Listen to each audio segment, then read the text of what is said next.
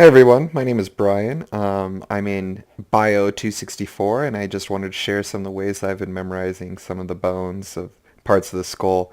So we'll go ahead and get into it. We'll start at the top and just move down. We'll go through three of these and that'll be enough for the first video, and I'll make more videos covering the rest of them later. We'll go ahead and get started. So we'll start with ear bones. Easy enough. It's going to show you a big picture of the ear bones. Ethmoid bone. So we're going to go over the four parts of that. We're going to start with the second one. It's called the crista galli.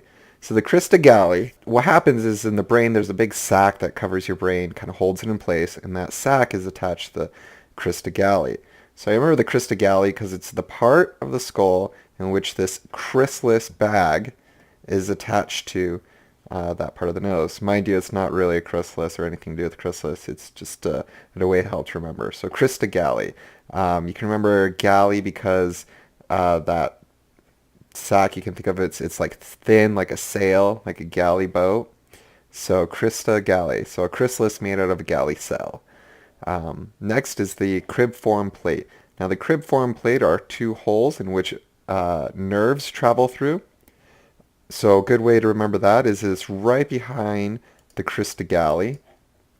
And so it's the crib for the crista galli, that crib plate.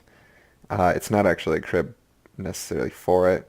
It's more holes, but just again a way to remember it. The nasal conchea is the part of the skull in which warms the air coming in through your nasal passage. If you ever take a deep breath in the middle of winter, and your lungs will be cold if you breathe through your mouth, and it'll be warmer as if you breathe through your nose. And you can see they come down a little bit here, and that's how they warm the air that's coming through. So I think of it like when you blow through a conch shell, that air is going through the conch and changes. So the same as the air going through your through your nasal cavity, the nasal conchea. Perpendicular plate is just a perpendicular plane. It's perpendicular to the horizontal plane. Easy enough to remember. Next, we're going to go to the anterior cranial fossa. So the easiest way to remember fossa is that a fossa is just a cavity or a hole. Just kind of gotta remember that. A good way to remember is that when Mufasa died, he left a hole in Simba's life. Fossa, a hole, or yeah, opening, not an opening. So we have the anterior cranial fossa, forward opening. We have the middle one, looks like two giant wings, and then we have the posterior, so it's just the back of your head. And then we're going to move on to the mandibular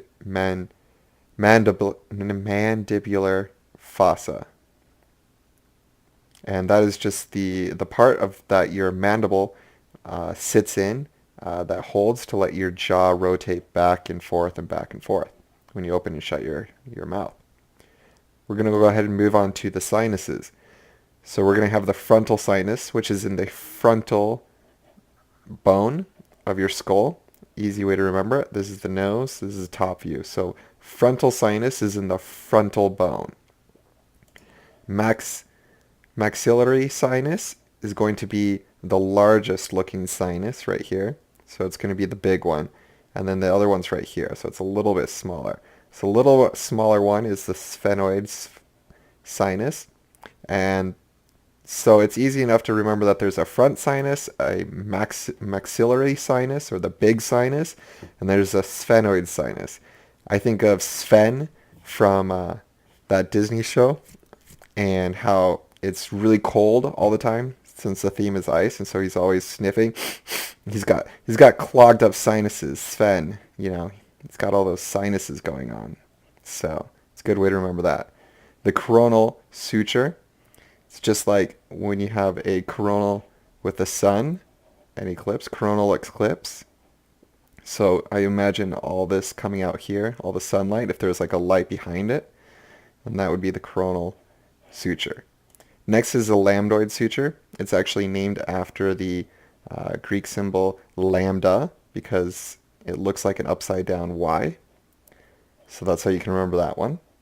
And then we have the sagittal suture, which is this one right here, on the sagittal plane. So easy enough to remember. The last one is the squamous suture. Now we can remember the squamous suture because it's right here. It's on both sides. And when it separates this bone looks kind of square for a squamous suture, square bone. And that's how I remember that. Well, if you liked it, just look out for the next one coming out soon. And thanks for joining me.